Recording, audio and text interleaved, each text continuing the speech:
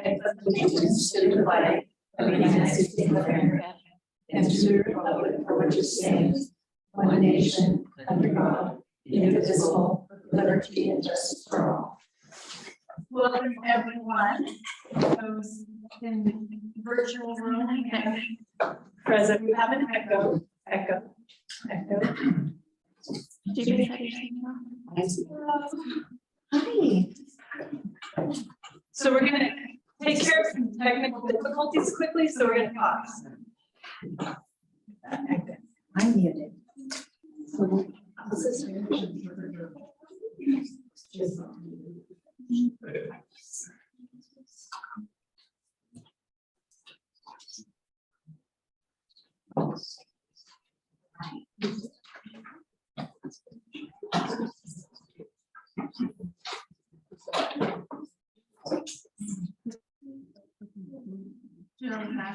No, we're still echoing. Is the fact that our Spanish interpreter is not muted? Not really. No. Well, we could continue, although that's going to drive my crazy for the entire meeting. Not to have that. Or something.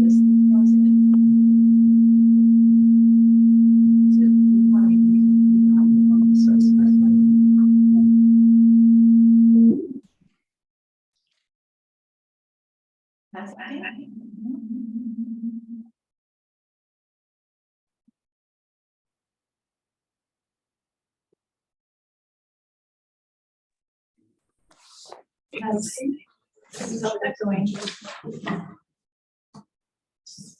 Sorry, Zoom administrator.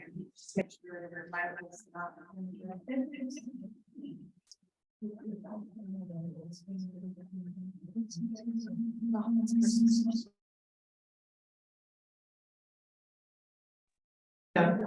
Okay, we're good. Okay, sorry for that. Thank you for bearing with our technical difficulties. Let me start over. Welcome to our school board meeting for this first one of 2023. Unbelievable. So for those that we do have a few, well, I see at least one guest in the virtual world of Zoom. And to those in the audience as well, Zoom is intended for signing up, well, to participate in the meeting by observing, and also to sign up for the public forum part of the meeting. So if you are participating remotely, the chat function is intended for not asking questions throughout the meeting, but for signing up for the public forum, or if you're experiencing technical difficulties. And for those in the audience, anybody who does want to address the school board during our public forum portion, you're welcome to sign up by the entrance over there, and you would have 3 minutes to address us. So that said, we will move on to introduction and announcements. I went through public forum sign up. Visitor guest book, if anybody wants to make a record of you all being here, you're welcome to sign in, but you don't have to. And any announcements? I have none. Any announcements for the good of the room? Okay, moving on to presentations. So starting with Rachel, board member recognition. Wonderful. So we have some celebrations to start the meeting. That's always a great way to start. And I am starting by acknowledging our school board members who are sitting here tonight. It is School Board Appreciation Month. And so I have a proclamation.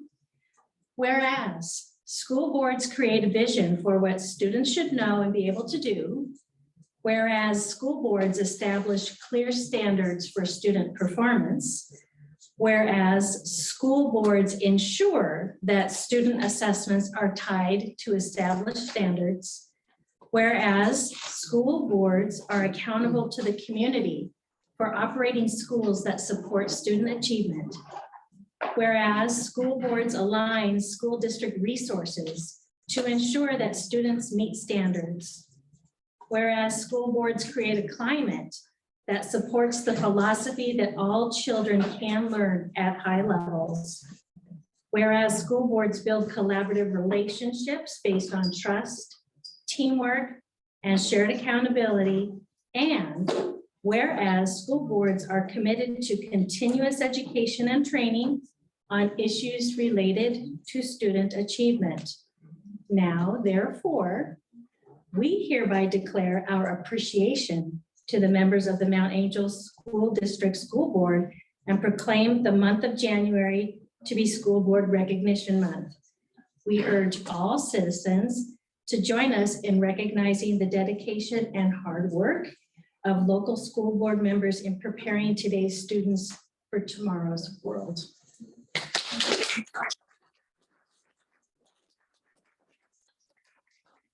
Thank you, Rachel. What a nice way to start our meeting. And another great way, second way to start our meeting positively is our Leads Awards. So take it away. Thank you, absolutely. Tonight, we also honor Mount Angel School District students with a new and exciting tradition as a district. The Leads Award exemplifies the very best of what our students offer to their peers, their school, and their community. LEADS stands for L, leadership, contributions in and for the student body or the school and or representation of the school and events. E, effort, short or long-term improvement in individual practices. A, achievement, unique skills the student represents for the school or demonstrates in the school.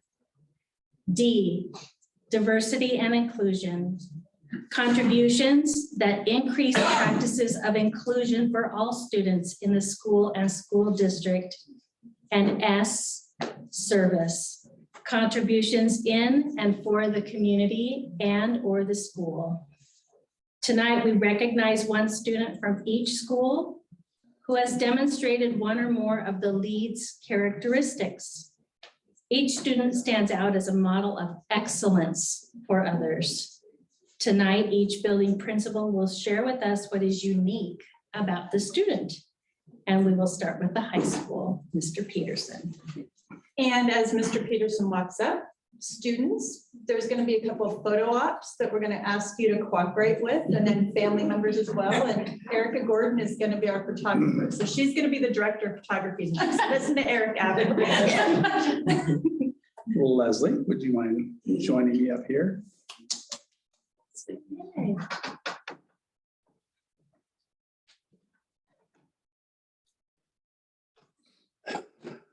I'm super excited to announce that Leslie Cortez Hernandez has been selected as the JFK Lead Student for the month of January. Leslie is a high achieving student who has taken 4 honors in advanced placement courses and is enrolled in 5 more this year. Leslie's very active at school, being an active member of our teen advisory board. Actually, I think a founding member of it way back when. Future Business Leaders of America, National Honor Society, and Habitat for Humanity, just to mention a few. When Leslie is not at school, she enjoys being involved in community service projects and hanging out with her family. Leslie will continue her education next year at the University of Portland, go Pilots, and would like to pursue earning a doctorate degree in anesthesiology. Congratulations, Leslie.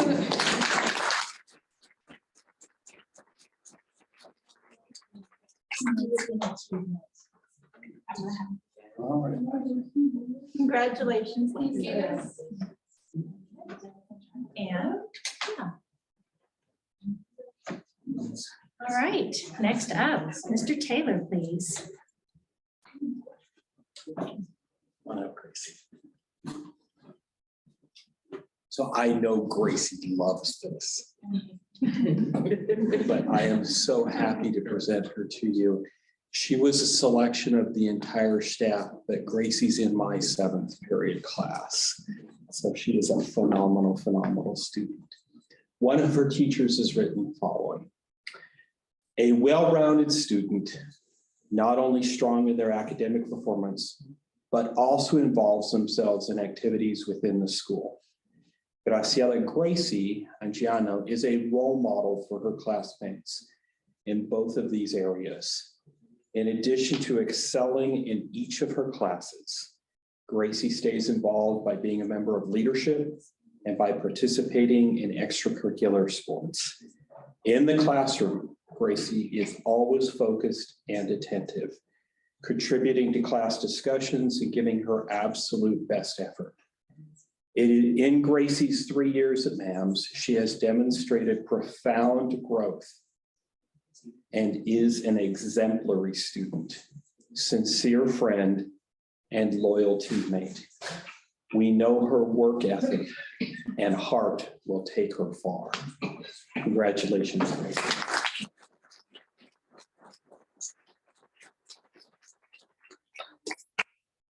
Would you like attention? Gracie, congratulations for excellence in that. Congratulations.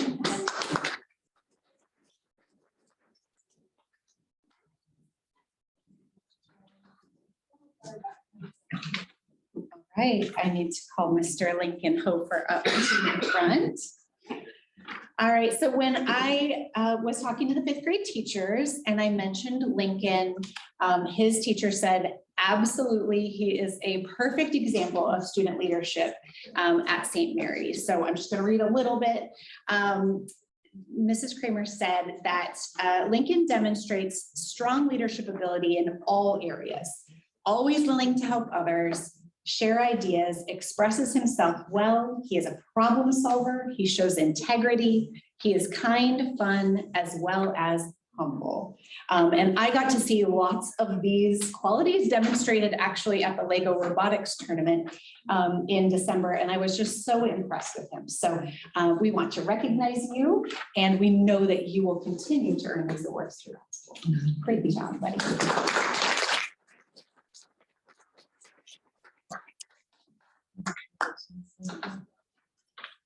And if I could get all the principals, the students, and the board to maybe go back here. And as we're gathering, for those of you that are here for the awards, you're welcome to leave the meeting once all of this is done. And you're also welcome to stay, of course, but no pressure either way. I don't really want the link with the shells in the background. Hashtag see the memo from last week. The board members and the taller grown-ups in the back, students in the front.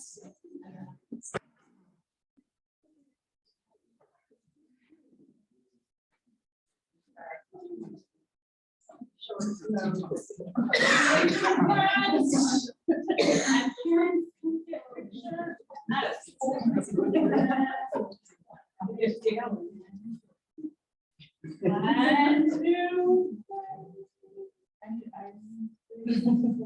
There we go. Thank you so much. Thank you.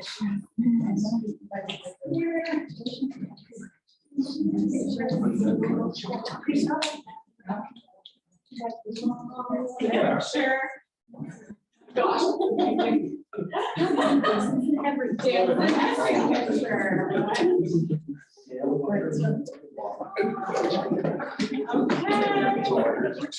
Yes.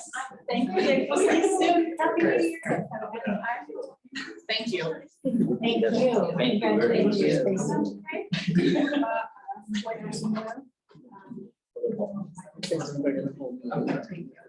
Yes.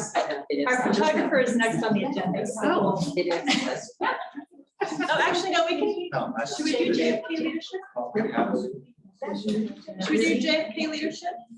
We have good morning. We have our, thank you. Thank you. Bye. Congratulations. Thank you. So I don't think so. Okay. I apologize. Oh, that's okay. All right. So moving on to tag report. Okay, let's do it. Tag update. I don't, my back is too right in front. Okay, hi. So this is a little bit of like what we have and where we're headed. So who's I'm doing it, yeah, so you tell me when. So next. So hopefully this will provide some clarity on our current processes, which is we use a portfolio of evidence. Why people might want their students identified under talented and gifted, what current practices we have to support our students, where we're headed. And so I have some slides under that as well. And if you've had any time to review your board packet, you already have sneak peek. This is really a long presentation, so you can tell me to like hurry it up or like you want to know more. I don't know how much y'all have looked. Okay, so next, what we currently have in place. You can look at everything that we have, our handbook, all of our forms, everything's up on the website. Next. So we have a really good process worksheet that guides teams so they know what to do next, how to make decisions. Anybody can refer a kid. Everything is up there. Anything that a parent would need to know. I mean, your priest could refer somebody if they wanted to. Next. These are some of the main pieces that we use. The first one that you see is our universal screener, which we do have in place, and that is done at the 2nd grade in February. So that's coming up. Obviously, we use some nationally normed pieces. The SIGS is actually a scale that is used. Parent fills it out, teacher fills it out, and it also looks at other areas like leadership and creativity and music and other things. So those are some pieces that we look at as well. And we look at them over time as well. So we don't just take like one SBAC score doesn't qualify a student. We look at pieces over time. Which I actually have in my, this is a little disjointed in my board report that feedback from ODE on our process is that we have like a really great process for that. Wow, that looks terrible. It looks good. And it looks good on there. Okay. So currently, and this is across the state, currently we're looking at students who consistently perform at or above the 97th percentile.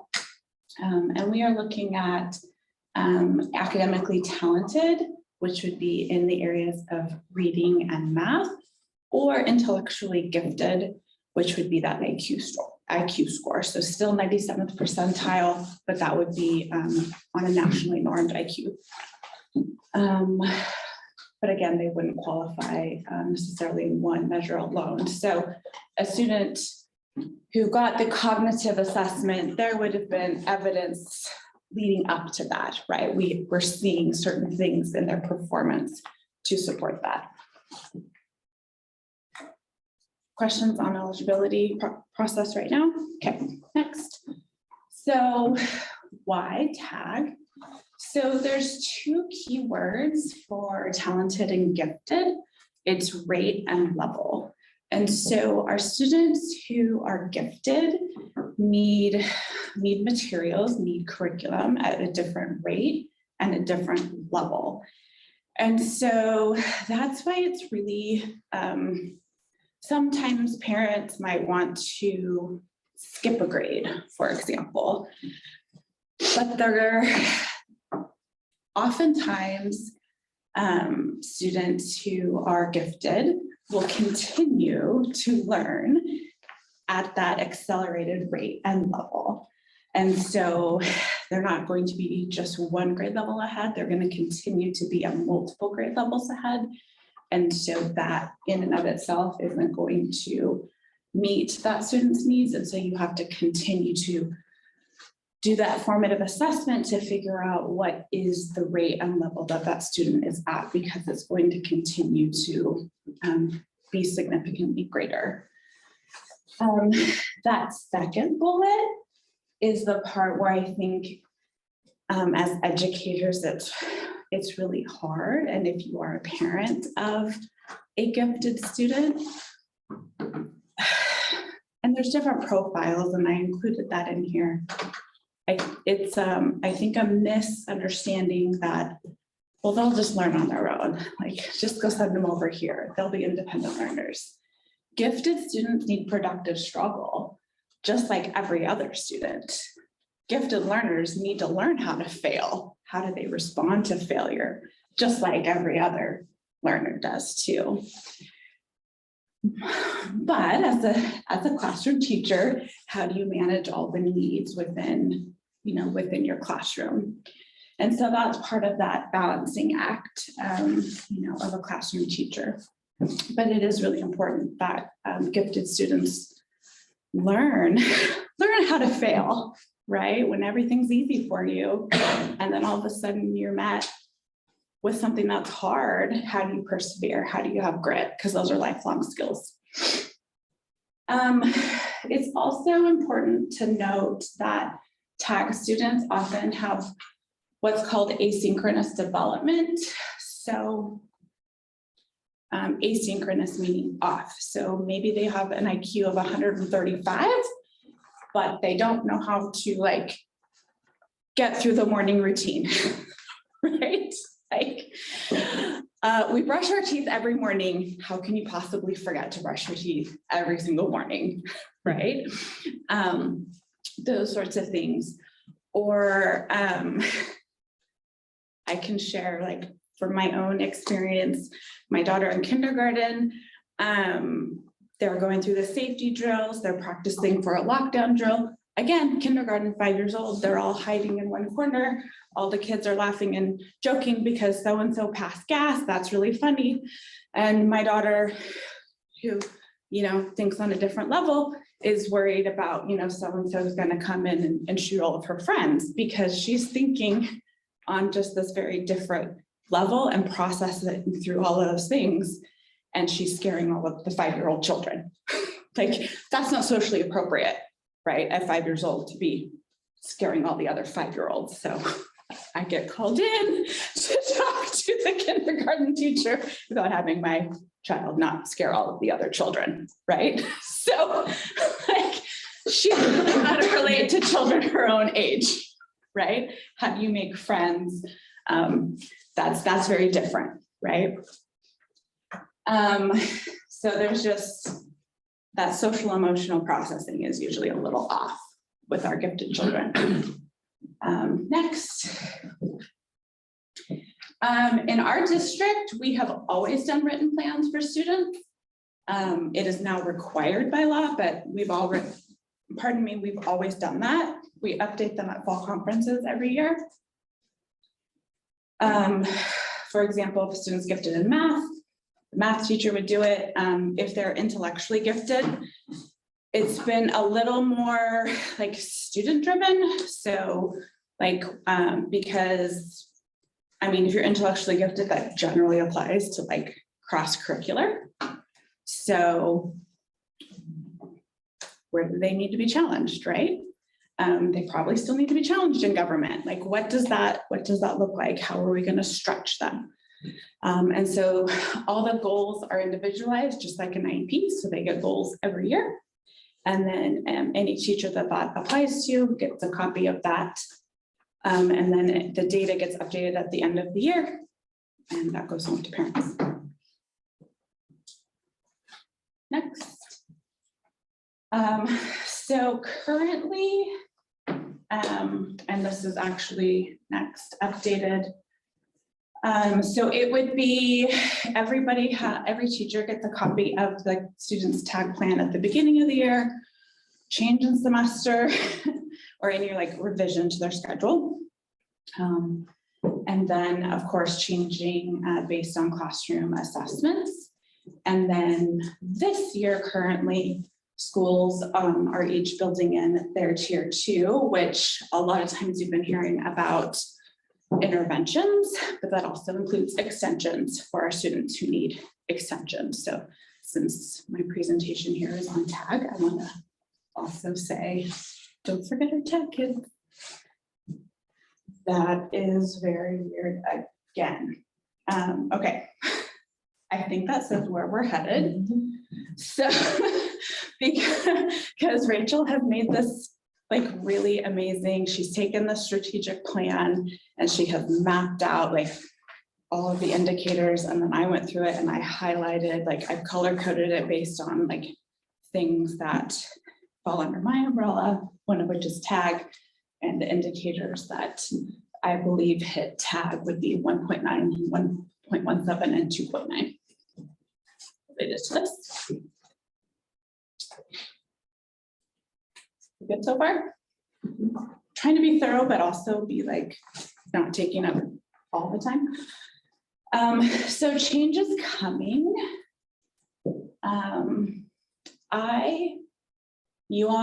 Most of you know me really well. You know that I'm a very black and white person.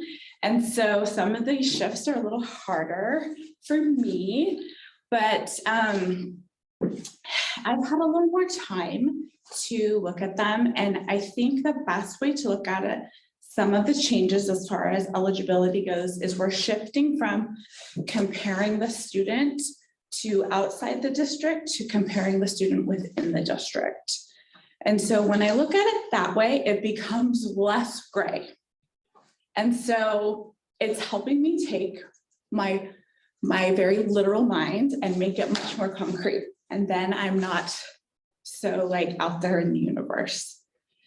And the best definition actually that I found is on the National Association of Gifted Children. And it's super simple, but this is essentially what Oregon has gone to, which is students with gifts and talents perform or have the capability to perform at higher levels compared to others of the same age, experience, and environment in one or more domains.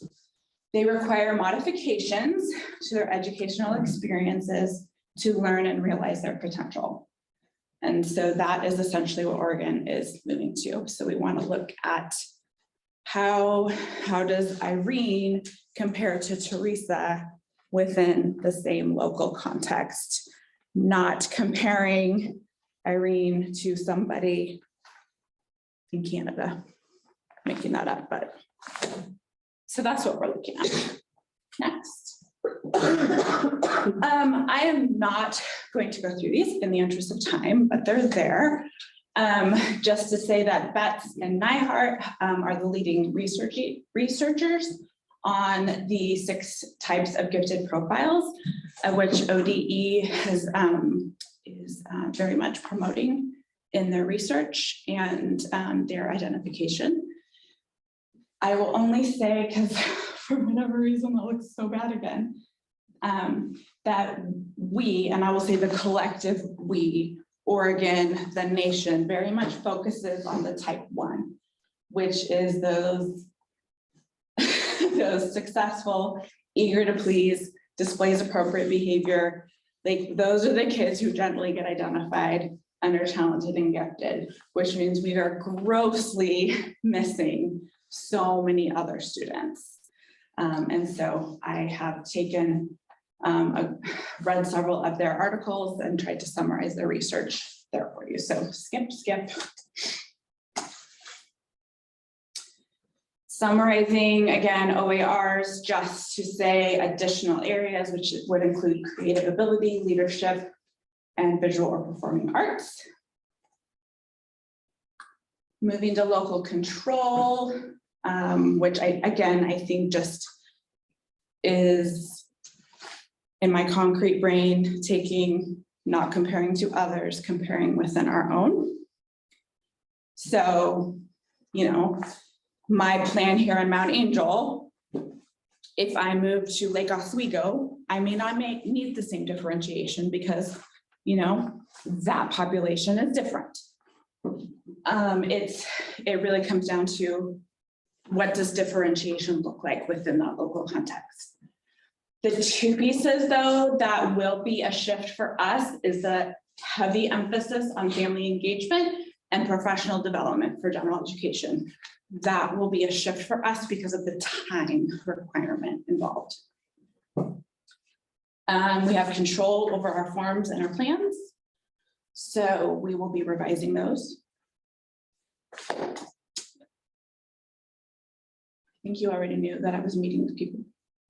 So I met with Jervis, Amity, and North Marion to start kind of talking about how are they doing things, how are they doing it, how are we going to learn it together. And I think really a lot of unlearning about giftedness. I know I have a lot of unlearning to do just from my own experiences, from my kids' experiences, just like I have my own unlearning to do. These are areas that I see as missingness, but I think again, that's just my thoughts. We need to get lots of people's thoughts together. To see who's not at the table. So far, our tag kids are all white.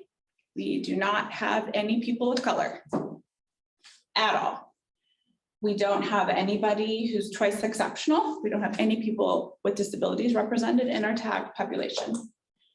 And even though we have really, I feel like, tried to look at other under-identified areas under potential to perform, we have not found any people who have differing life experiences, who are navigating poverty, who have, other and non-traditional areas. Even though we look at it on the SIG scale, we've never actually identified anybody in leadership or creative arts or anything like that. So hopefully we can be more inclusive with our identification processes.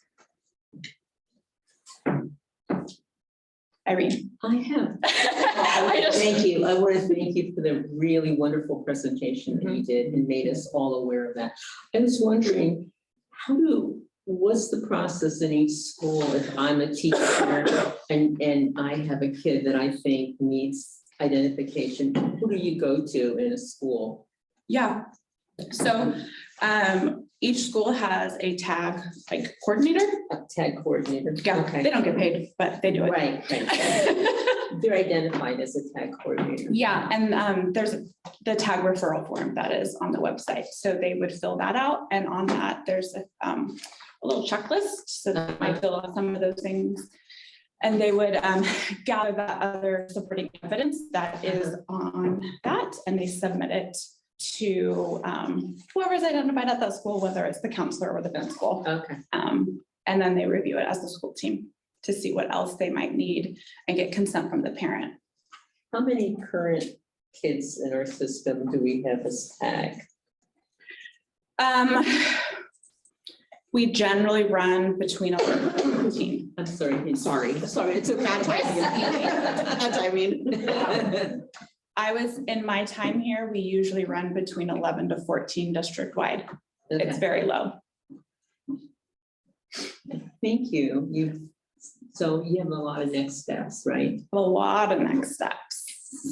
What do you think you're going to be looking at since our percentage of students that are English language learners or Latinx, what ideas to begin to identify some of those students? Do you really want me to geek out on this? No, but I'm just wondering, there is a process for that for this year. So and next I will year. say I've been, so when I started, there was no universal screener. And so, I mean, of course, my hope was by implementing a culturally neutral universal screener, that would help. Of course, I thought it would fix all the problems, and it didn't.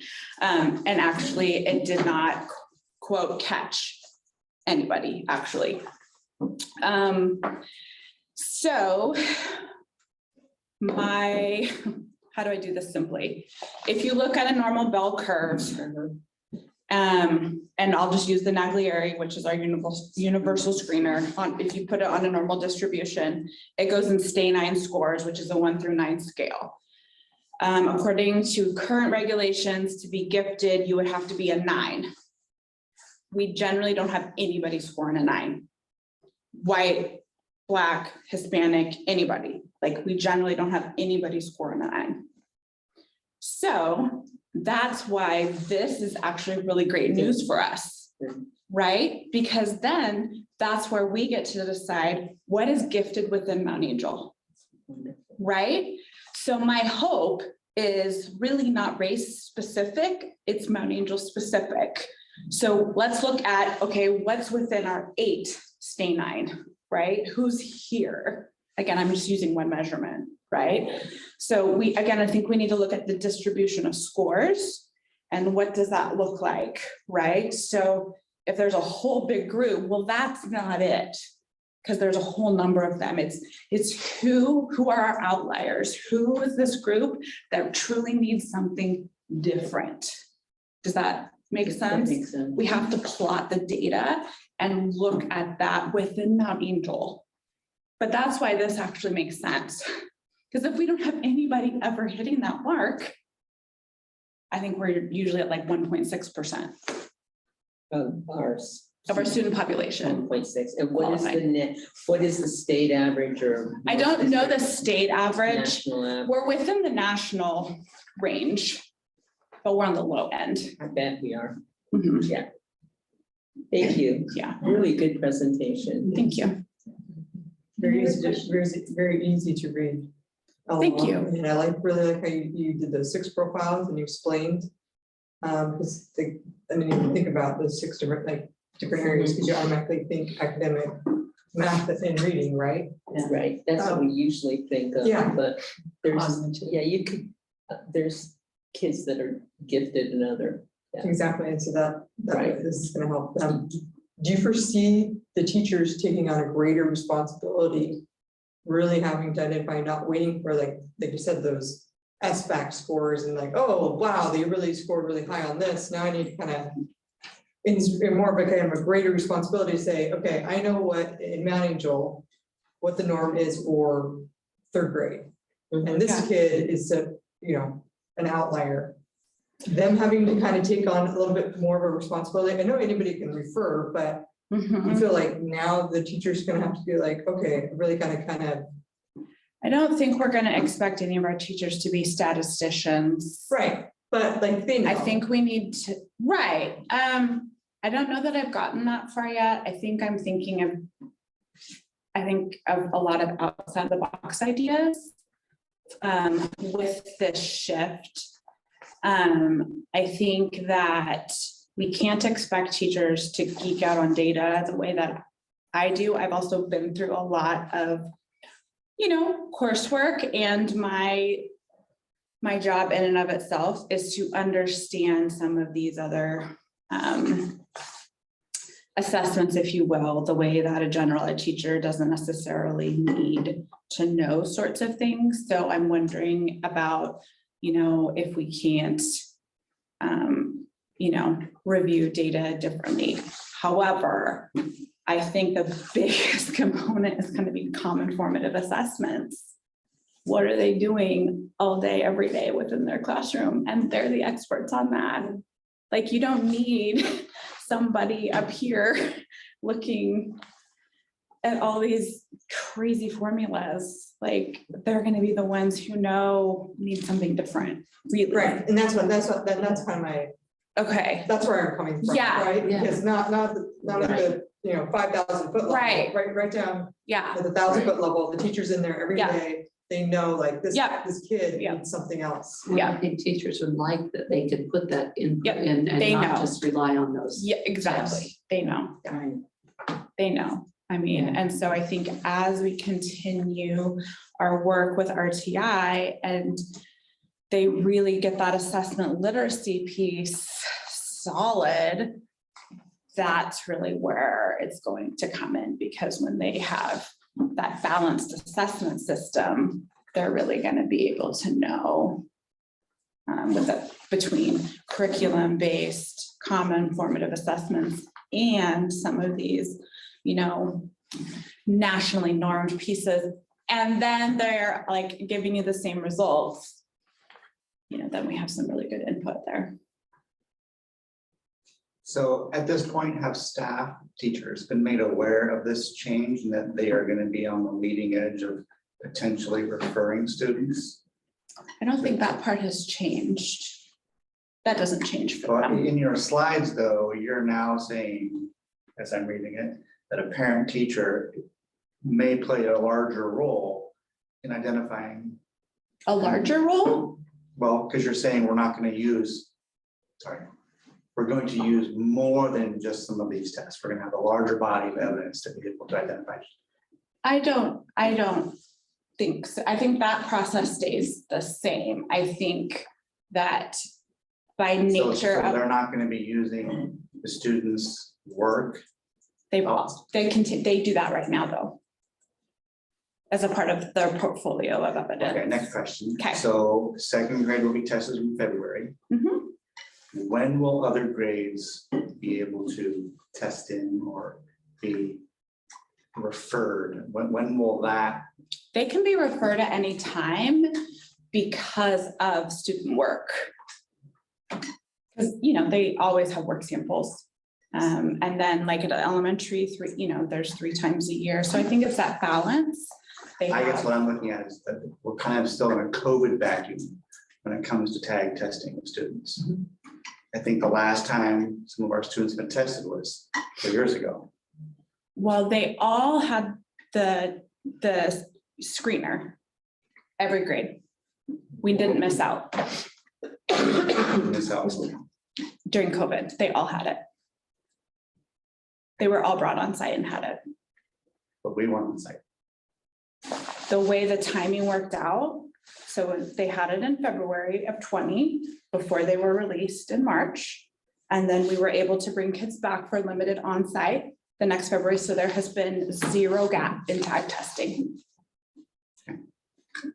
But yet we still have a really low identification rate of tag students. Mhm. Okay. I mean, I can't change the fact that they haven't met. the I'm just wondering if 97th we're, because the state is, from what I understand, what you're telling us, the state has changed how we can now identify. Effective in March. We're not there yet. Okay, so in March, we got 2 months. I mean, excuse me, in May. In May, our plans are due. And so then we need to think about, like you said, we are not at the point of, there's no communication to staff because I don't know that it changes anything for them. The process for them is still the same. They're going to continue to assess their kids the way that they've always been assessing them. They'll continue to refer the same that they always have been referring. I think what changes is what data are we going to, what is the band of data that we're going to say, yes, this meets the criteria, that will change. Does that make sense? I think, Mark, what I'm interpreting you saying is in second grade, you get a test, you're testing, and as a teacher, I'm super overwhelmed with a million other things to do. So, is there a tag awareness thing that's done every year for teachers that you can refer, or is there a reminder?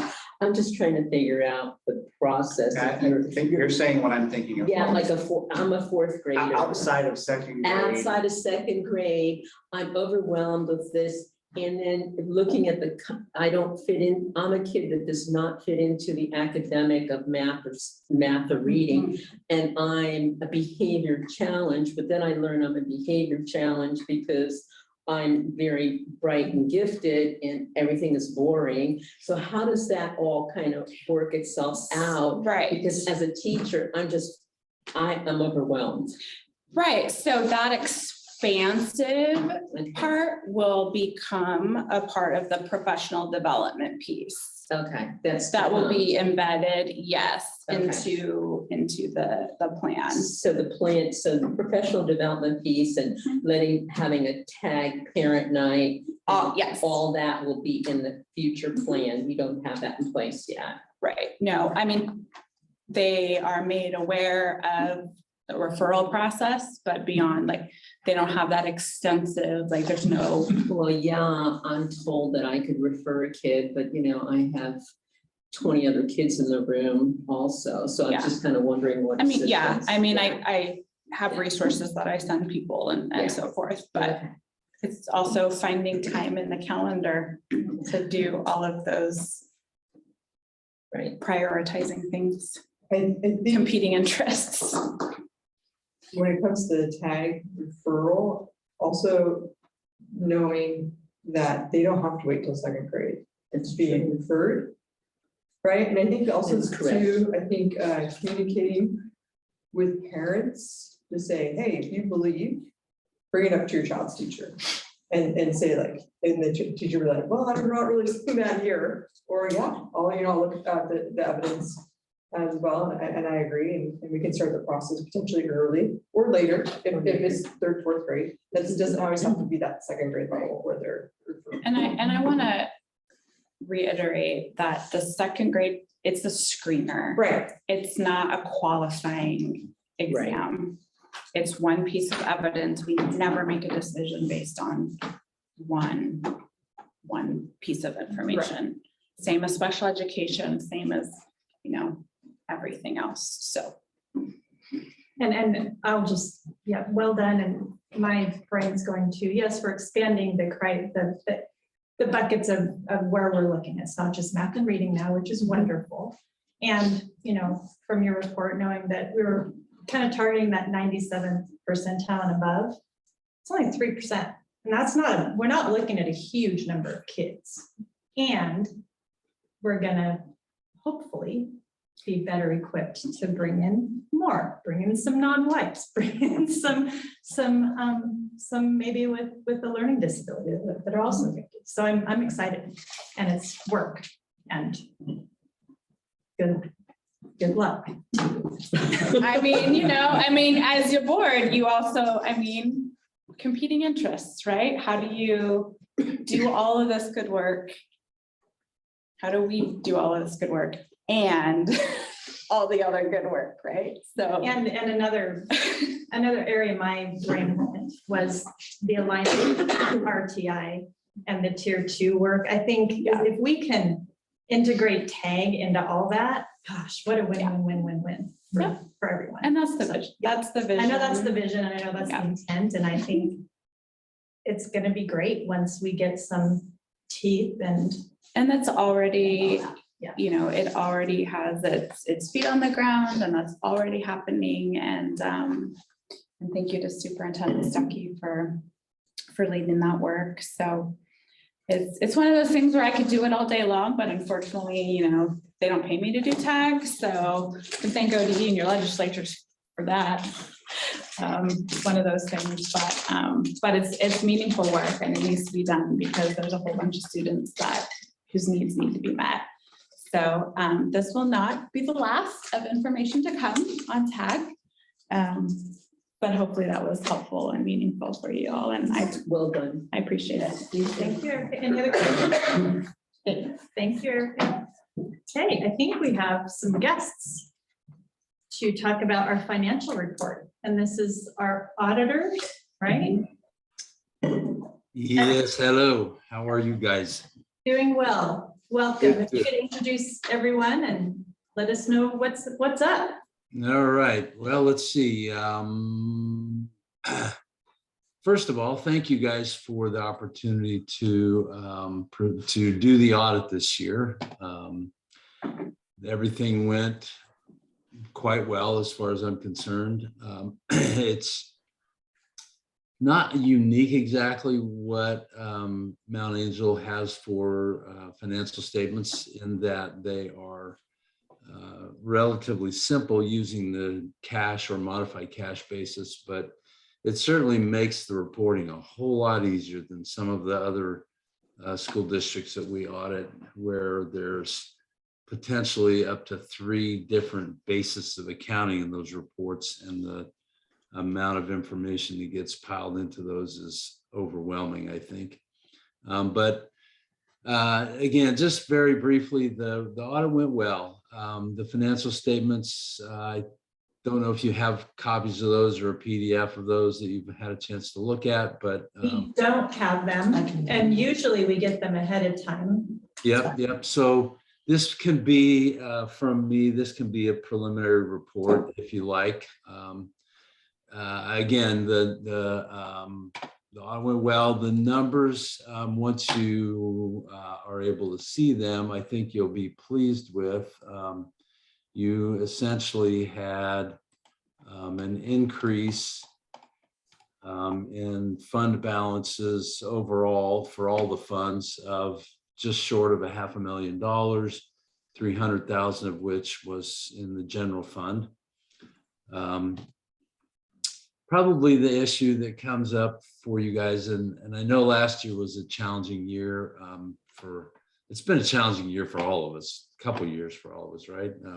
Just listening to the questions about COVID and all the issues that school districts have had to deal with. It seems as though we've all wrestled with that issue quite a bit, and the results of that. But We made every effort to get these reports for the school districts that we audit done in time to not miss out on your January payments. And we were able to do that for you guys. We did not and have not yet finished what's called the single audit work, which is the audit required when you have over $750,000 of spending of federal awards money, which there was this last year. We also would need to do that even if there wasn't that, because there were some findings from last year. I will tell you, if that had been my firm auditing your school district, we might not have made that determination that those findings were reportable. They were, I don't know if you remember, but they were, there were two of them. One of them had to do with essentially not having enough people involved in the expenditure side of the accounting department, if you will, at the district. And the second one had to do with not being aware that you needed a single audit, which is, believe it or not, a deficiency in internal controls that's reportable. I suspect, I didn't look back more than just last year, but I suspect that last year was the first year you've had a single audit in maybe ever. So, you know, a little bit of leniency, I think, might have been appropriate in that situation. But at any rate, the auditors last year did have those findings. We have to address them the second year to make notes of how the improvement plan went, and we won't have any additional findings to report. The issue with not having enough staff is always a challenging one for small school districts like Mount Angel. I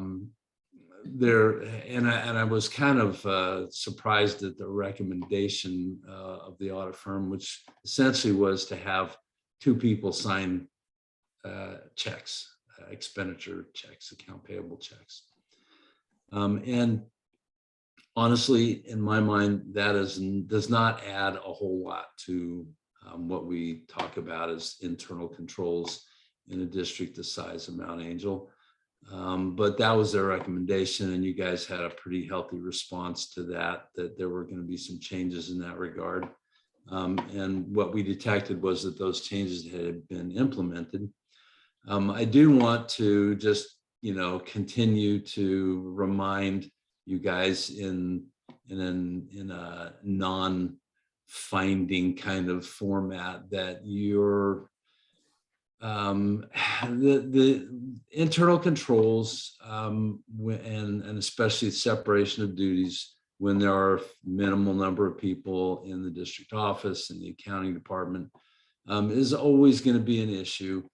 We talk about ways that deficiency in internal control can be modified or minimized using other procedures as well to compensate for that deficiency.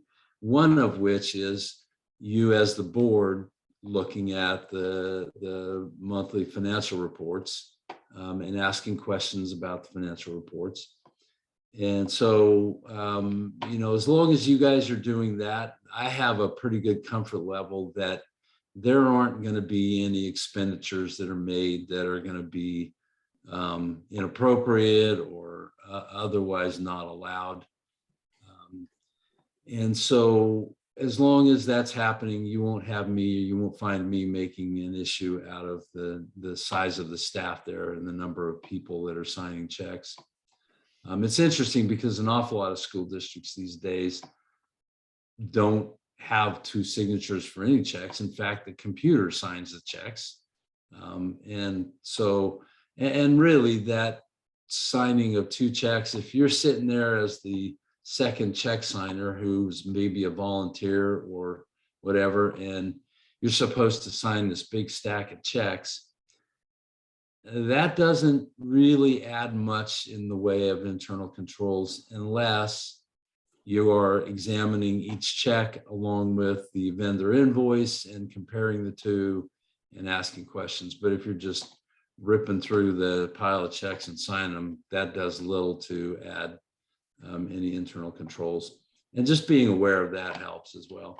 One policy that could be useful is if you had if you said, well, we're not going to require 2 signatures on a check for any check less than, say, $5,000.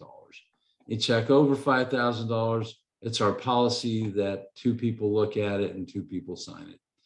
And again, that's not necessarily my recommendation, but it's not necessarily a bad policy either. But anyway, so, I could go on and on about the audit and audit report and the findings and all that, but I do want to make sure that I leave a little bit of time for you guys to ask any questions that you might have. I mean, I know that because you don't have the audit report in front of you, it is a little challenging to ask questions that way. So Yeah, and this is Sherry, board chair, Steve. So thank you. And just were there any findings that are reportable for this audit period? no, there are not. That's really the only question I'm the most interested in. So. Any other? Yeah, I mean, your staff does a great job, honestly. Good, good.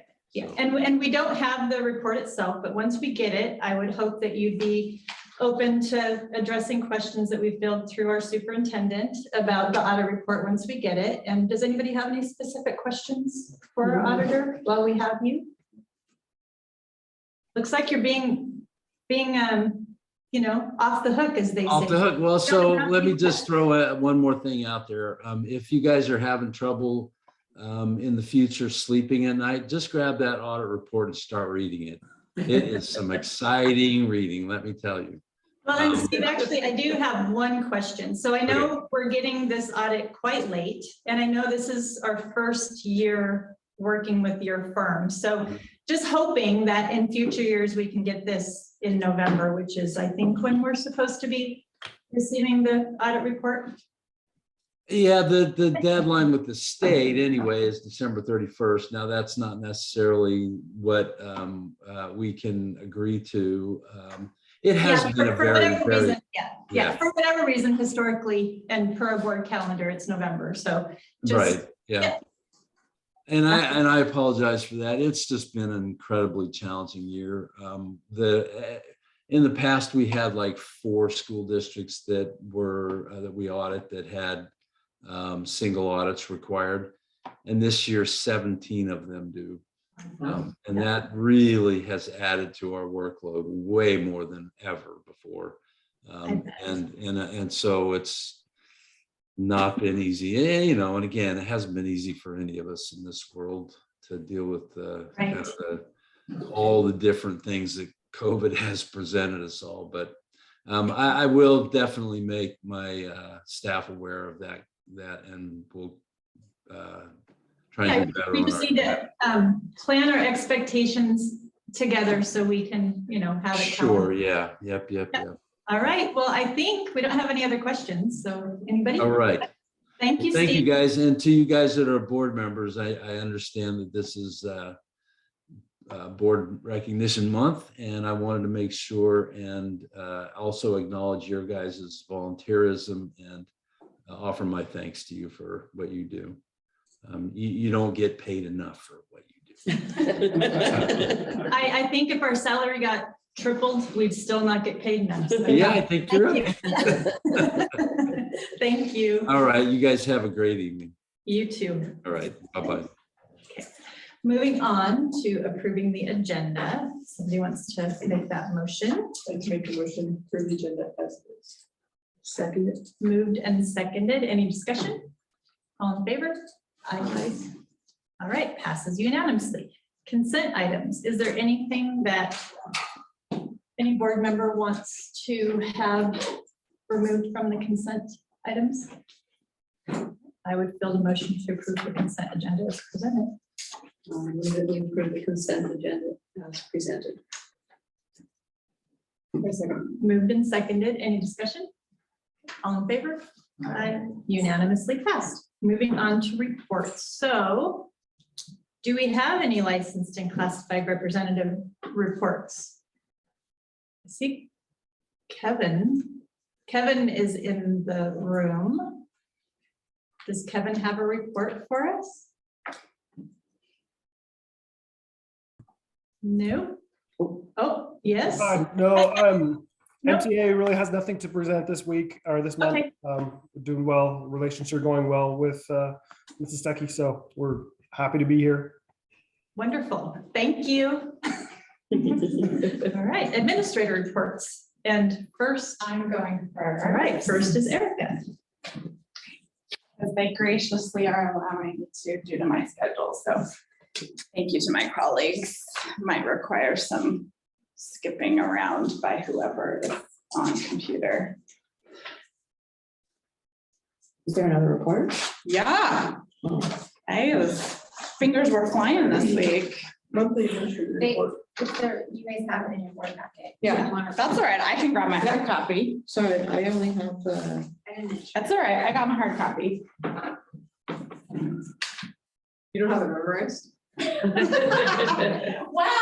I know you have all that time to memorize this, you know? And I would just say we could consider bringing up these pages from the board report when people are presented, but we don't. Yeah, just so people in the room can see what we're talking about. I just wasn't sure because people were online, but so I had a few things in there for priority one. The first one that's really important to me that we've actually been working on for a couple of years is the disproportionate identification of Hispanic students in the special education category of specific learning disabilities. So I know that's like a huge mouthful. But I do a lot of collections, report writing. That's a lot of what I do. And a few years ago, they look at a lot of different things, but really what that is saying is how many times more likely is a student, and they look at different things. They look at different eligibility areas. They look at different races. They look at language. They look at a lot of different things. They look at discipline. They look at a variety of things at the state. And we generally do very well across the board. However, a couple years ago, we came out essentially 3-to-1, looking at our Hispanic students being 3 times more likely to be identified in the area of specific learning disability as compared to their white counterparts. So that is something that we have been working on here at the district level, at the school level, at a lot of levels. Here's the thing, it's not a special ed problem, it's a general ed problem.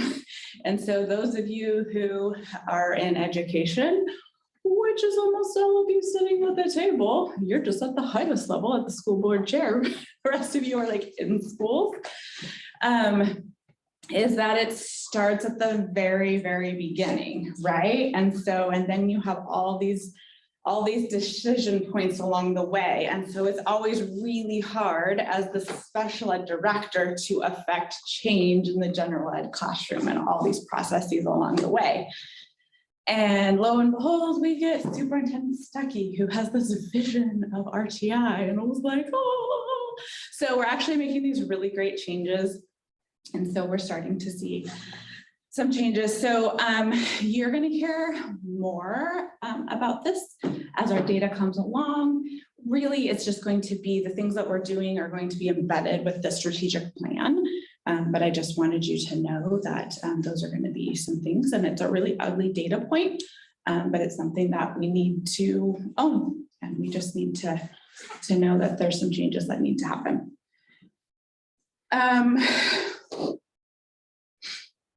I think the other stuff is reading. You already heard that tag.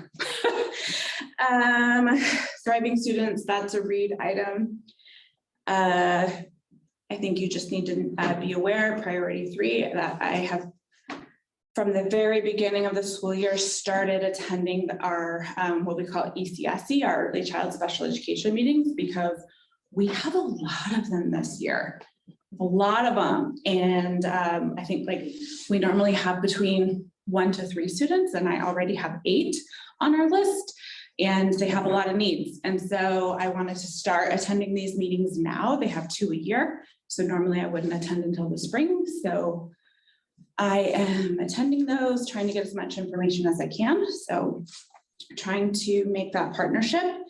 And then really the highlight of what I wanted to talk about, if you are not on Facebook, you are on Facebook, you already know this, but here's the deep data is that Teresa Murphy is amazing. She is our family engagement specialist. And one of the many areas that she does is she has made community partnerships with some people. She gets food boxes donated to us. And then she arranges, and she every other week has food box donations in the evening time. And she has been tracking number of boxes and number of people that we're helping. And so I put that here for you.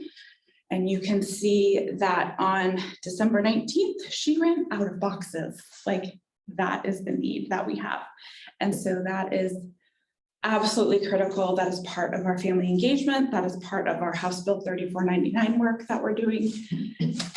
She's amazing. If you are on Facebook, you saw, so you'll see on December 14th, that was actually a bonus time. MAPS Credit Union donated 10 boxes to us and $1,000 because they recognized all the hard work that Teresa has done. So her hard work is definitely noticed in this community. And something that she took off my plate and did an amazing job, as well as our elementary school counselor. They did all of the holiday giving and they were able to bless like so many people. She even drove up to like a hotel in Vancouver because they had like blankets and like all these meals, and we're just able to bless so many families. So we were just really able to bless so many people by the good work that she's doing. So I just want you guys to know, because that is reflective of your community. So. Questions? Thank you, Erica. St. Mary's is up. Just keep mixing it up here. All right, I will not read the entire page to you. In the essence of time, I will hit a couple of our highlights.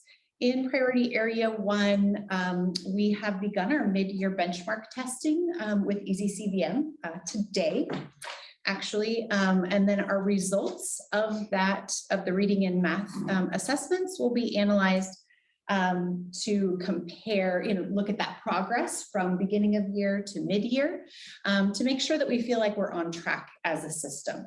We're already hearing from the classroom teachers, as Erica has alluded to. The teachers know kind of the pulse of the classroom, and with those assessments, we're seeing a lot of growth much earlier in the year this year than we did last year, which is fabulous news. So we expect that those results are going to show that same thing, but it's just great to see additional pieces of information that can help guide us there. So we will be utilizing that to move forward. Let's see here, middle section thriving students. I just updated you a little bit on our student services team, our SST process. At St. Mary's, we meet on 2 students per week who need some additional support. So the team comes together to determine, kind of review what supports do we already have in place, what are the results of those, and then what can we do to provide additional or different supports to help improve the progress of the students. So we've met most weeks thus far, but we're already into round 2 of some of our kiddos. So we've met on 13 students as of now, 1 or more times this academic year, but that's been a really positive process. Engaging family and community partnerships. We have a family input meeting coming up at the end of this month and still kind of under design. Invitations will go out next week about that. But we really want to bring families in and gather some input about, how are we doing as a school? How are they liking some of the offerings that we have and some of the changes that we've made, and what can we look forward to in the future? So just kind of gathering some information. And then I was notified yesterday that we just received a $2,500 grant to put on a coding night in February. So I'm very excited about that. So more to come next month on that, but yeah, we'll have some good food and good times. So any questions? As a parent, I'm asking this Yes. question for Yes. the mid-year benchmark. Yes. Will parents be notified, like how their kids are progressing? When we meet at conferences in March, we'll look at that beginning to mid-year progress. We have like a student report that will come out. If students are not making progress, I expect they should be notified before then, but it's always good to look over time. So that's just usually a key piece of information we look at those conferences. Anything else? Thank you, Jasmine. Thank you. All right, we'll grab a couple of highlights. So we have begun our after-school skill building math class. We have about 10 students in 2 sessions. I'm teaching one of the sessions. Transportation is available so that nobody's getting left behind with the lack of an opportunity to come and join us there.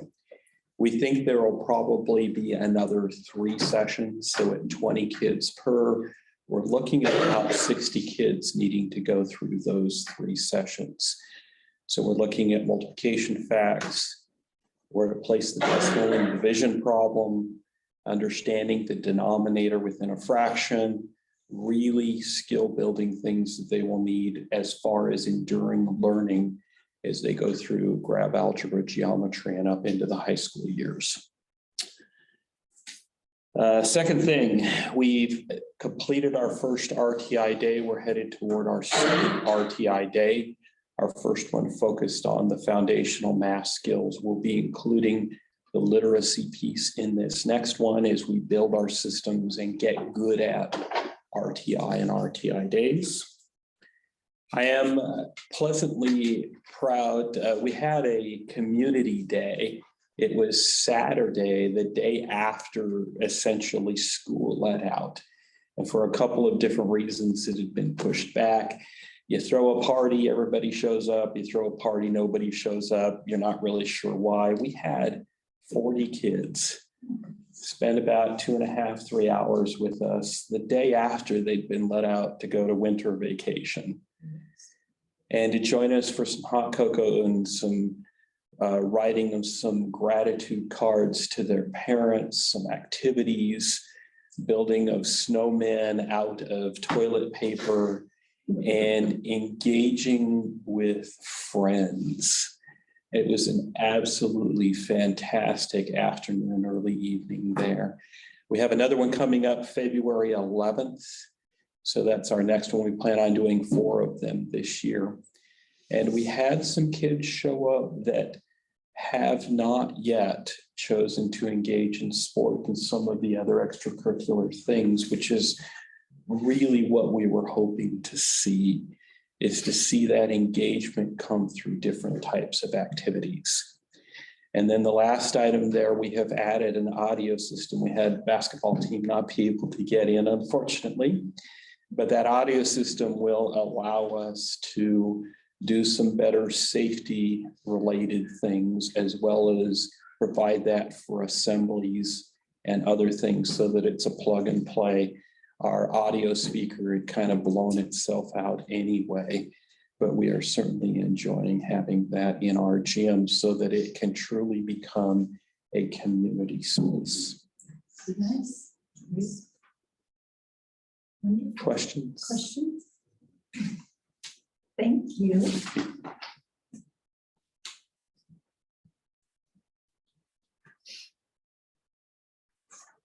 I'd also like to publicly thank the board for all the work that you do as well. I mean, I think it's behind the scenes work that most people don't know about. And so I want to thank you for all the time and effort that you put into it to make our district a great district. So thank you for that. I'm also just going to kind of give some highlights because the last time we met was second week of December. There hasn't been, I mean, there's not a lot of things that have happened. But what has happened in priority one for us is we have more kids that are credit deficient, continuing to recover credits, which is a great thing. At this point in time, I talked to Ms. Coons this morning. We've got 41 semester credits that have been earned so far this year, which is really great. Priority two, this is something I think, Mr. Brendan, you talked about earlier in the year of identifying kids who are not connected at some point. And we did some survey work with that, and we've identified 73 students who are not active either in a sport or an activity. And so that works out to be about a third of our building. And so we'll be meeting with them individually to find out what are some of the things that we could do to be able to get you involved. Some of those things. So that's really important work to be able to get those students involved. We continue doing all the work that you see on the page here. Guiding Coalition's meeting, PLCs are still meeting. We're working on I want to say our very first tier 2 day, which we hope to have here shortly. I would imagine it'll probably be after the semester ends as we move into the next semester. And so that's the work that we have working with our Guiding Coalition. Priority 3 and priority 4, pretty much the same thing. But I did want to say something about our concert that we had that we were all involved in December 16th, which was fabulous. We had elementary school band performing, and then we had the middle school band performing, and then we had the high school band performing. And it was just a great send off into the holiday season. So, and we had a packed house. We were looking for chairs. We just didn't have enough chairs, so we had to open up the bleachers, which was great. Since we didn't have our leadership person here today, I want to talk a little bit about what's happening at school. Right now, when you athletics, I bet Mr. Brendan can talk a little bit more about what's happening with swimming than I probably could. But it sounds like we've got 3 boys that are swimming and 9 girls. And they're off to a good start. We've had some invitationals. Sometimes they're not able to get into the pool, so they're doing some on land work, if you will, in our library media center, which is fantastic. So our cheer group just had a cheer camp last week. 40-ish youngsters performed at the halftime of the girls' basketball game the other day, and it was awesome. So they were there all week, and it was great to see those kids working after school. You could certainly hear them from my office as they're working through things. And then wrestling, a huge tournament's coming up this weekend. It's an invitational. It's called the Oregon Classic. It's over in Redmond. It's a big deal. Literally all classifications there, 1A through 6A, and it's a big deal.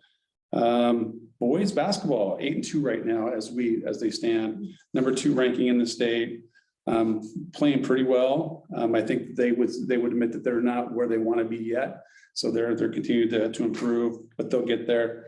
Girls, same thing. They're 2-9. They've missed out on it. They've lost a couple real close games. But they fight, they play hard, they play really hard. And their coach, Mike Smith, is doing a wonderful job with them. So some great stuff that's happening at the high school. And as we move into the second semester, one of the phrases I like that Mr. Taylor uses was plan the plan and then work the plan. We have a lot of planning that's coming up. We've got testing that we have to get on the books. We're testing for ELPA and SBAC and MAP testing for the spring. And then AP testing, and then forecasting. Oh my gosh, forecasting is just around the corner. And then which means we'll start working on the master schedule for next year. So as we just get in, we think that okay, there's this little lull. There's not really a little lull because once we get to this point, now we're really starting to focus on next year, but still focusing on the idea that those students that need that additional help, we need to get that help for them. And so that's the work we're doing.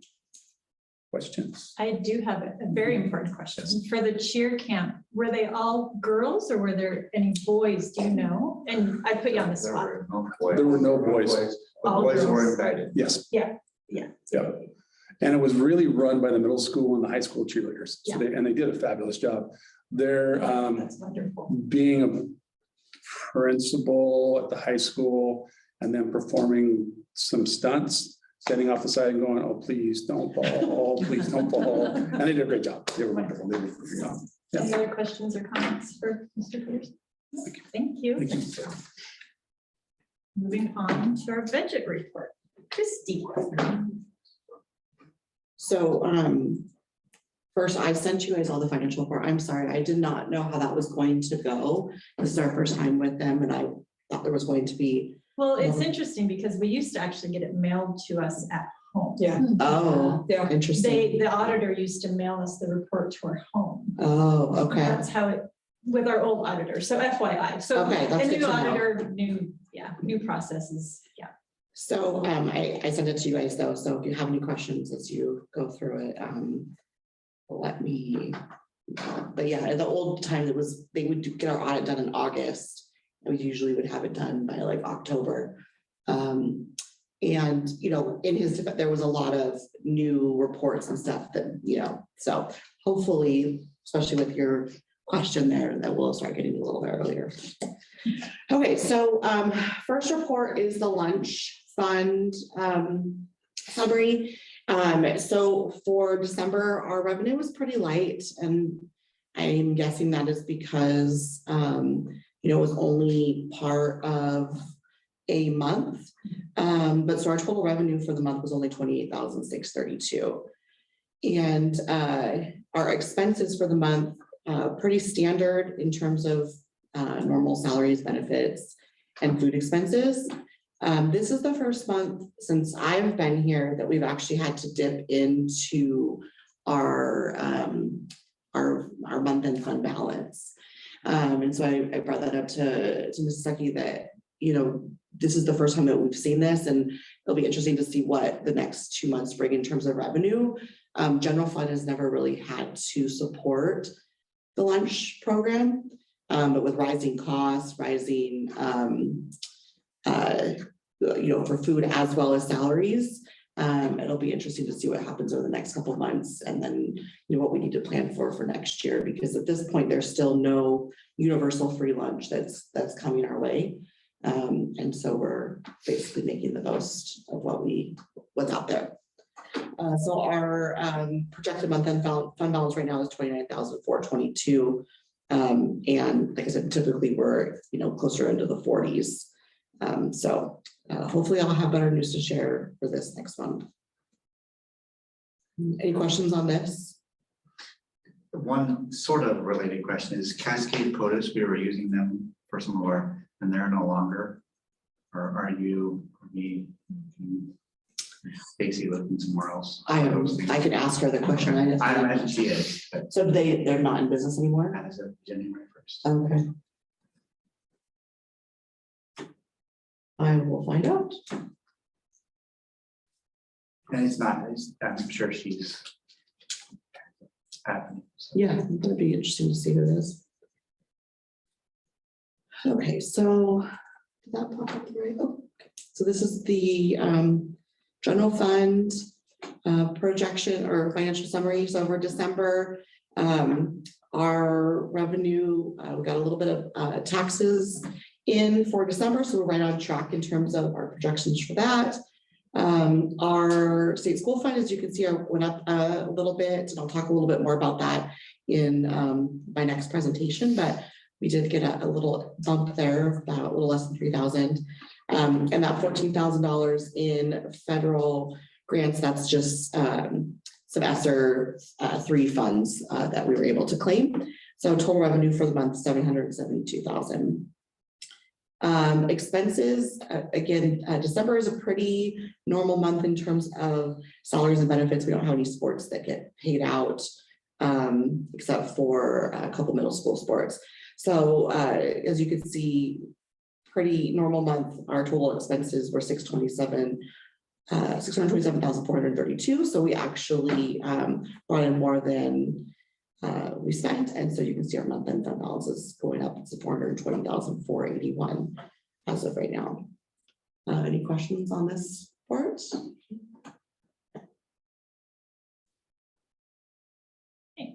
And then I have one more report to share. I just wanted to give you guys an update on what's going on with the state school fund and what we know in terms of projections from the state. So I'll go through this really quick. Oops. So the first spot here is about ADM. So I've already showed this slide to you guys before. Basically, the chart on the left-hand side is what we budgeted based on. So again, it was our assumptions, all students moving up 1 grade, 45 incoming kinders and 10 new students. This was actually, when Rachel and I sat down to talk about this, we actually took a gamble on this. This was our least conservative projection, and we did quite well for this year. We got a lot of new kids in that we weren't expecting, so that was great. And you can see that we budgeted a state school fund, of at least about 6.82,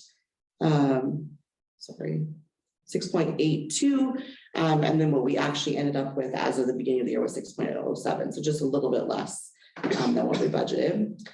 So where we are today, so as of the 4th, I updated where we are in terms of our enrollment. So on the left, you can see that's the 2022-23 projection. That's the numbers we put in at the beginning of the year when we were trying to budget. And then as of January 4th, you can see that we have about 33 more kids than we anticipated. And then in terms of ADM-W with all of our weights, extended ADM was 888. And if we go back up to the previous slide, it was 861 was what we budgeted based on. So what does that mean? We are looking at, we budgeted 6.8 million based on just what we know today. We're looking at about $260,000 that essentially should be included in our state school fund between March and May. But there are some things that could change. So what could change is in November, ODE recalculated the state school fund based on updated information provided by 26 districts in the state. ADM overall in the state decreased statewide about 2,200. So that resulted in the increase of $14,000 total to our state school fund, which is why we got that extra little $3,000 this month. In January, we submitted the second period ADM, or average daily membership, and ODE will use that information in late February to recalculate the state school fund.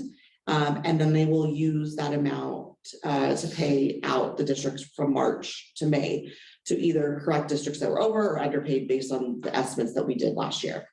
So the good news is we should be owed some money. What we don't know is how much. So we kind of have to wait and see overall what the state does. If overall the state is down and we are up, that could positively affect us.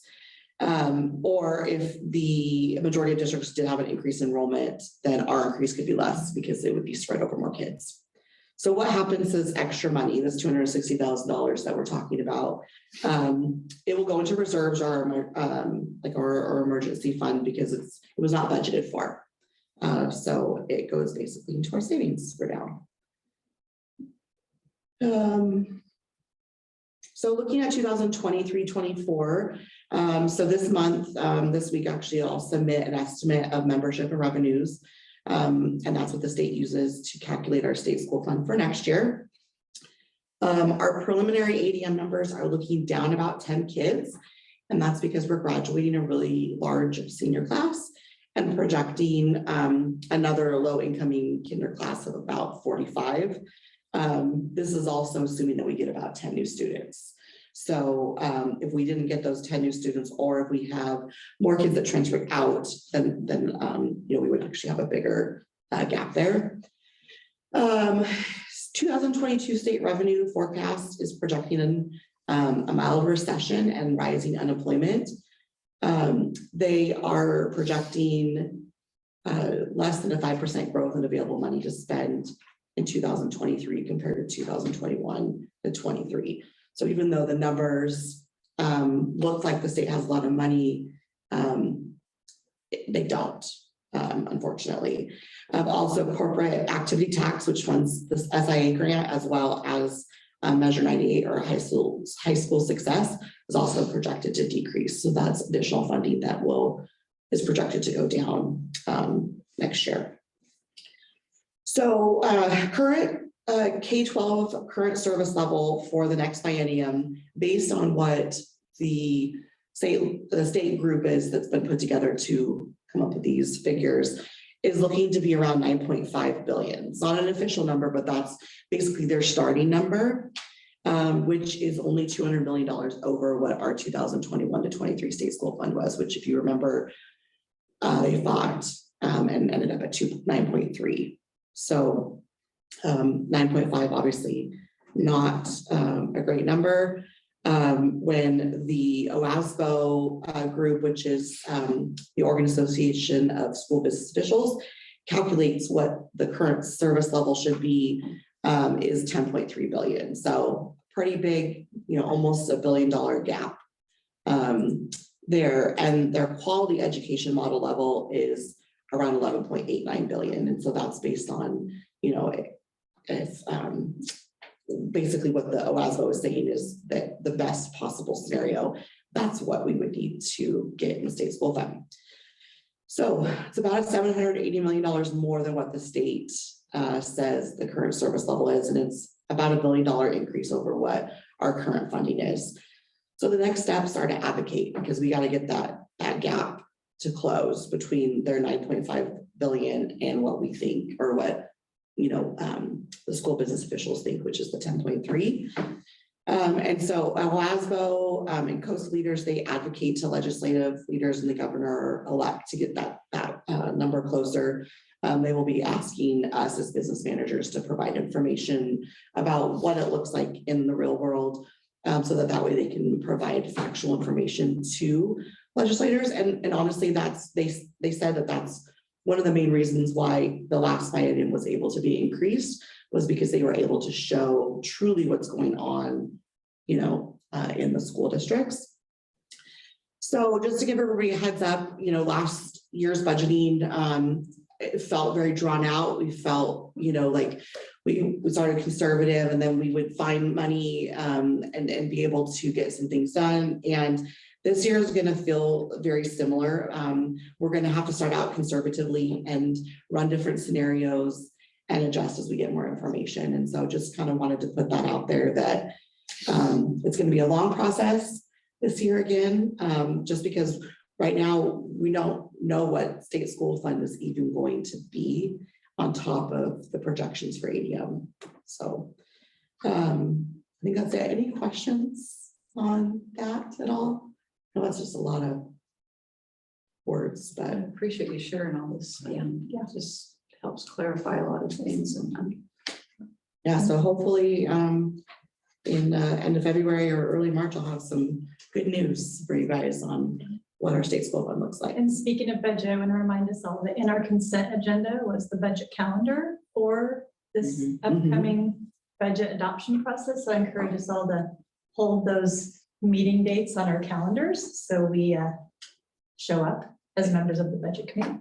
And we did, you probably saw this, but we did do it a little different so that we have more time in that initial meeting.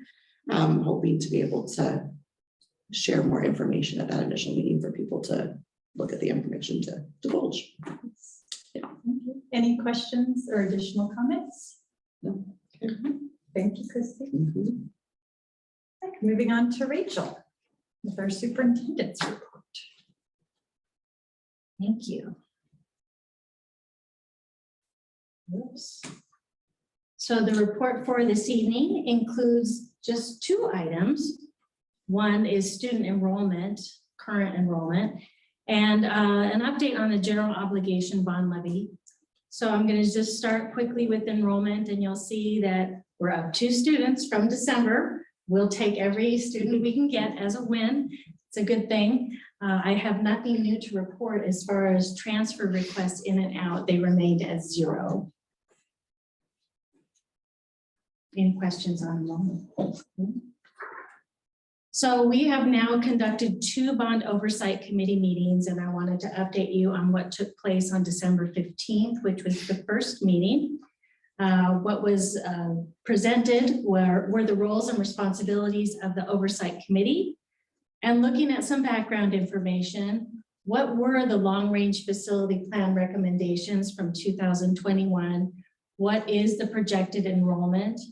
Also took a look at the strategic plan for our district and how that is woven into the bond. And looking at the previous bond work from the bond that was passed in 2014. And then we did a visioning exercise with an important question. What is most important to you about a future school bond? And how are we going to define success? And we had some common themes that emerged, and there were 5 different work groups that were working on that question. And the common themes were, well, first, we're going to know we're successful if there's a passage of a bond. That seemed to be the most obvious one, but also a common theme among all groups was transparency with the community, making sure that our communication is exemplary, that there is vision and direction, and that the details are definitely known in advance. Other common themes, we want to make sure that our facilities are safe, that they're warm and dry, that they have entrance vestibules, and that the fences and gates are updated where they're needed. We were also in agreement that priority maintenance needed to be addressed first. What are the critical facility needs in our district, in our 3 schools? What are the things that are what we call end of life, that our annual budgets can't address? We can't buy 1/10 of an HVAC system if it shuts down. We need to be able to invest in the whole thing. Maybe electrical, I've heard some horrifying stories about electrical panels, which is not to say they're not safe, but they do definitely need updating. Some leaking roofs, those kinds of things. And we want to make sure that we're on budget. As far as Bond Oversight Committee meeting number 2, that took place last week. The second meeting was held January 5th, Thursday. And we had some good discussion around guiding principles for our committee with a strong focus on having safe schools for our students and our staff. We looked at the key facility issues from the long-range facility plan. What are the things that have to be addressed? They're not a want to do, they're a need to do, they're critical. What are the different financial scenarios that we might be looking at? And another visioning exercise. What types of projects are the most important in this bond? And what do you think the community will support? So that is what we looked at. And then there was a great discussion about transparency again. And so I wanted to make sure that everyone who is either attending tonight or will be watching this as a recording know that the Bond Oversight Committee meeting agendas, minutes, and recording of those meetings are posted for the community. Totally transparent. And that involves frequent communication, whether it's written community messages, surveys, building tours, our website, community forums, video messages, mailings, and being visible out in the community. And then finally, I just wanted to share with everyone what the calendar of activities are in January as they relate to the bond levy. We're going to do a student survey in about a week and a half. We will also do a staff survey and a parent and community survey. And each of these surveys is a bit unique because we're looking for a different perspective from each of those groups. We'll make sure that our facility assessment report is posted to the website. That is a 640-page report from 2021. I believe it was posted today. We also have a shorter report that's just over 90 pages that was also posted.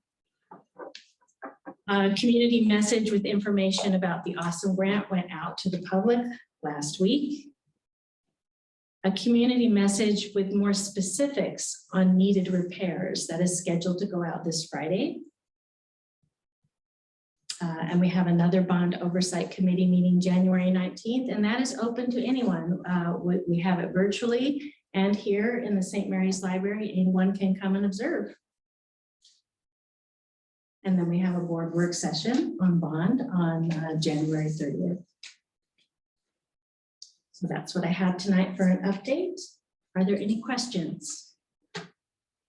I just have a comment. I appreciate your approach to this. Rachel, you have hit the ground.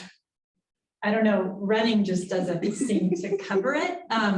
And I really appreciate, as an individual board member, you're reaching out to all of us individually to have that meeting to bring us up to speed on what's happening and the calendar and everything. So I just really appreciate you. And I know it's been a partnership with Christy and others on your team as well. So thank you. Thank you. Any questions? Moving on to board member reports. I have one, and this is for the good of the whole room, the community. We have 2 board seats that are up for re-election this year in the May election. And and they're the positions held by Irene and Teresa. And I just want to let everyone know in the room, especially Irene and Teresa, that I'm looking at the elections calendar. It's a May 16th election. And it looks like you have until March 16th to file your official intent to run. And if you want to do a statement, you have a couple extra days, and there's a bit of a fee with that. So just wanted to mention that. So anybody who's listening, paying attention, if you live in Mount Angel, if you don't work for the school district, and you're 18 or older, I think that's the age requirement. Yes. Yeah. Residency. Period of time. Yeah. At least a year. And if you're interested, the OSBA has some really great informational sessions and information about what it means and all that to be on the school board. So there are resources available for those who are wanting to learn more about what it means to sit at this table. So any other board reports? All right. Moving on to public forum. Do we have anyone signed up to address us tonight that you know of, Jill? Not online. I did, but you guys answered everything. So I'm gonna back up, and I wanted to talk to Mrs. Winston. Thank you, Mr. Butch. Okay, so no one signed up, and not really seeing anyone signing up via chat. I'm gonna give it 10 seconds in case someone does. All right, gonna move on. Action items. So local service plan resolution. Yes, so the Willamette Education Service District provides many supports to our school district and other school districts in Marion County. And what you'll see in your board packet, it's not associated with costs. That wouldn't be what would be approved tonight, but what it does pinpoint for you are what will be no cost to our district and also programs that would be available to us at cost. So it is just a requirement, an annual requirement through the local ESD that a board looks at this and passes a resolution. So that's what's before you tonight. Can I ask a clarifying question, Rachel? Sure. So just that first section up top is the no cost, and then Correct. everything else below that would be stuff that costs. Yes. Thank you. Any other questions before someone wants to consider making the motion? It's on our blue sheet. I move to approve Willamette Education Service District's local service plan for 2023 to 2025. Seconded. Moved and seconded. Any discussion? All in favor? Aye. All right, passes unanimously. Next one is the USDA food standards and selling of food items outside of the NL. Yeah, outside of all that. Rachel. Yes, so last year, right around this time, this was brought to the board from the middle school. This time it's from the high school. They wish to sell some snacks that should not compete with the USDA guidelines. So Robbie Morrissey provided that letter, I believe, that compelling letter for you in the packet. So if someone wants to ask further questions or make the motion that's listed. Do I need to abstain? It's not, I mean, he's my son. I don't know how that works, no. I mean, why would you have a conflict? I did. Yeah, No. if you feel like you would have a conflict, Yeah, you can exactly. recuse yourself. I don't see a Yeah. conflict in this. Okay, all right. Good question. I move to approve the selling of snacks and beverages that meet USDA and NSLP standards at John F. Kennedy High School. I'll second. Moved and seconded. Any discussion? All in favor? Aye. All right, passes unanimously. Okay, board policy CB. Go ahead, Rich. We are back to policy CB, and it was tabled at the last meeting because there were questions around the language in the footnotes. And Jill and I did some research on that, and what we learned was absolutely a board can approve a policy without having the footnotes. That is up to the board. However, the law, ORS 332.505, the language in question from last month will be put into that law. They just, the state updates the ORSs biannually. And so every 2 years it's scheduled to put that questionable language in this year anyway. So you have version 1 and version 2 for your consideration tonight. Either would be appropriate. What do you all think? I'd like to go with version 2. No difference. You're welcome to make the motion. I'd like to make a motion to go with version 2 of policy CB without the suggested footnotes. Second to second. Moved and seconded. Any discussion? All in favor? Aye. Passes unanimously. We're going with version 2. I think we need to put this back as a second reading though, right? For next month. I think the only difference was the footnotes though, is that? There was, well, this has come, it was pulled from the consent pulled agenda, from so it second has reading. never gone through that. Oh, okay. So It wasn't in the consent agenda though? It was, but it was pulled. It was, but it was I haven't pulled. Yeah. asked to have a- So if it was in the consent agenda, it seems like we can. oh, so this, the recommendation is to select one of the 2 versions and move to a Oh, second okay. reading. Move to a second. reading. Apologies. Got it. So we're moving to the second reading of version 2. Unanimously. Perfect. Yep, Jill knows. Jill knows how to do this. Thank you, Jill. Right, and then progress monitoring calendar. Yes, so you will find maybe the 3rd from the last page in your packet, I believe, a district improvement progress monitoring calendar. With so many new initiatives taking place, we have the school continuous improvement plans, we have a new strategic plan, and you have quarterly updates from me, all that are interwoven. And I wanted to make sure that I would pace these out, not just for me, but for you. So what you'll see here is what's happening every month. It's something different and it rotates. So rather than overloading the month with too many progress monitoring reports, it paces it out for you. So I just wanted you to see that, and I'm happy to answer any questions that you may have about that. No, I just really appreciate how this is laid out. So thank you for that. Welcome.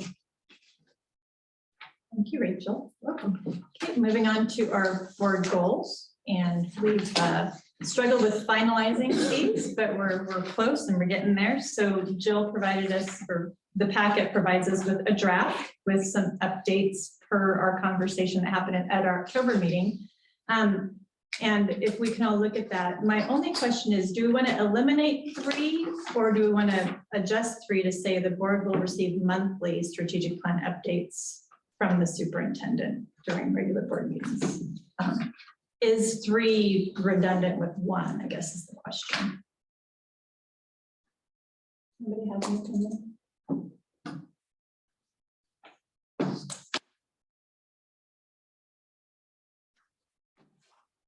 I would just like to clarify that as I read number 3 and providing reports to you, those would be the monthly reports that are coming from the administrators, because in the calendar I just provided you, it's only happening every 3 months. Right. Yeah, so point of clarification. I like the strike. I like the way it is. Okay. Right here. All right. Perfect.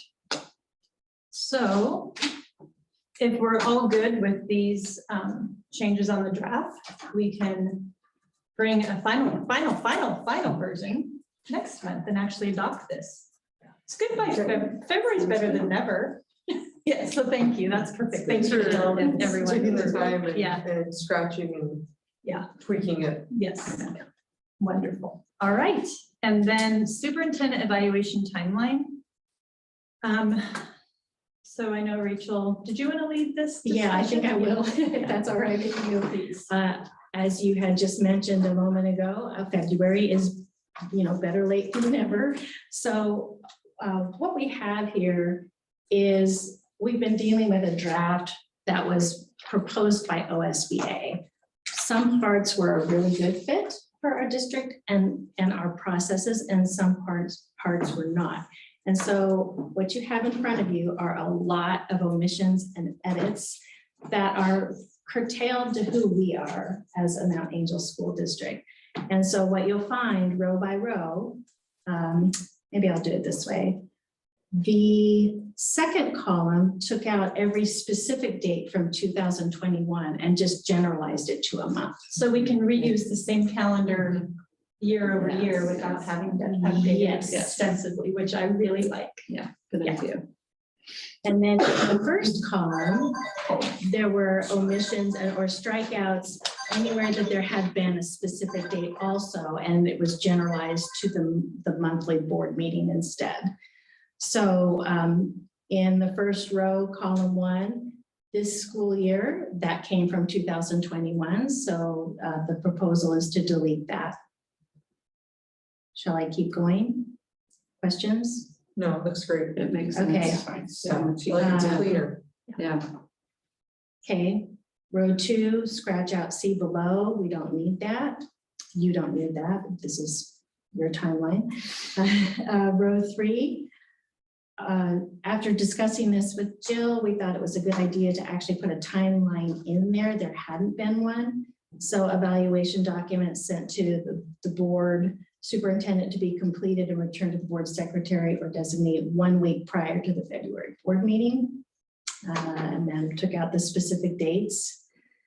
Number 4, superintendent presents their self-evaluation. What we changed here or just put in is that the superintendent may exit, and you can't see it, but there's a little strike through on the S of exits. It's just hard to see.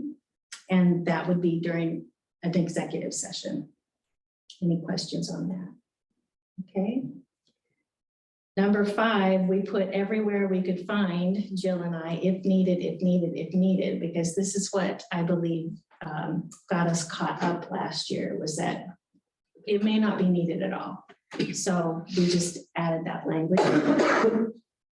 Row 6, added March, and then made it a March executive session. Number 7, again, put the word may in there. And number 8, the superintendent board set evaluation goals for upcoming year in an open session, and the board formally adopts all of these in open session. That is what took place last year in one meeting, but you'll note down below that that language is in row 10. And so I would recommend for your consideration striking all of row 10 because it already applies to row 8. Row 9, there was actually nothing to change. And then row 11, I went ahead and proposed striking that out because it was already in row 2 when those reports would be happening. Yeah, Okay, right. Makes sense. I like it. Thanks for cleaning this document. Yeah. Does anybody see anything that they, any wordsmithing, additional changes? It sounds like we have a winner. Thank you. Good. And you'll see that one of our upcoming action items is item 9 from this list of contract renewal process for our superintendent. So Rachel, do you want to lead this or do you want me to lead? I would like you to lead it since I have not experienced this yet. So Rachel's contract expires at the end of this school year. And we have until mid-March to either negotiate a new contract or to say, okay, this is done. We're not going to have you beyond June. So the question is how we want to handle that. And really, it's been, as the 2 times I've been involved with contract negotiations with the superintendent since I've been on this board, were when after Troy had retired and we rehired him back, the board asked 2 board members to negotiate with Troy on that contract. And so they chose Greg Traeger and myself to do that. And so we heard from the whole board in open session about any areas of, concern or any areas that you really want focused on. And we worked out an initial draft contract with Troy that the board discussed and adopted with, I think, maybe some minor changes. And then when we hired Rachel, board did kind of the same thing. They wanted 2 board members to negotiate her initial contract, and they chose Teresa and myself to do that. And so we met with Rachel and we went over the contract. And again, we had talked as a board about elements of the contract to pay close attention to, which are pay. And in our district, it's interesting because the superintendent actually has a pay scale, a specific pay scale, which is not common. And it makes it kind of easier for this discussion because just go up to the next grade in the scale. But the areas that we want to maybe focus on would be the length of the contract and how it gets renewed. Because right now with the initial one, the board at that time did a 2-year contract, and then by March we have to decide how we're going to move forward.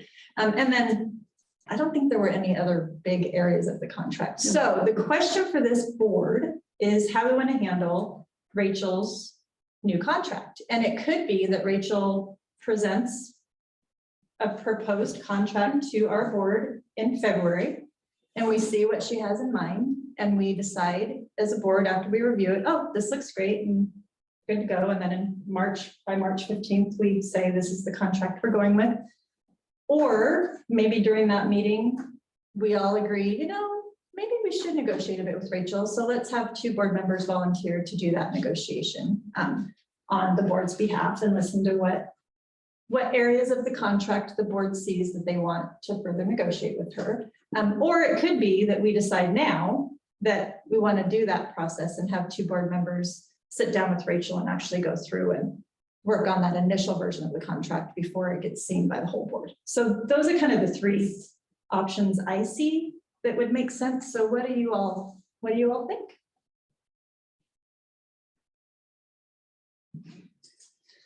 Opinions?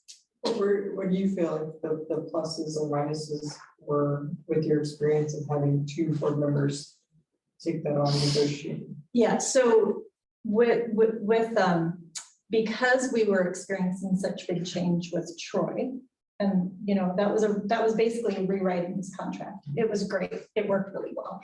And then with Rachel, that hiring the new superintendent, because that was a brand new contract, I think it worked really well having 2 board members as well.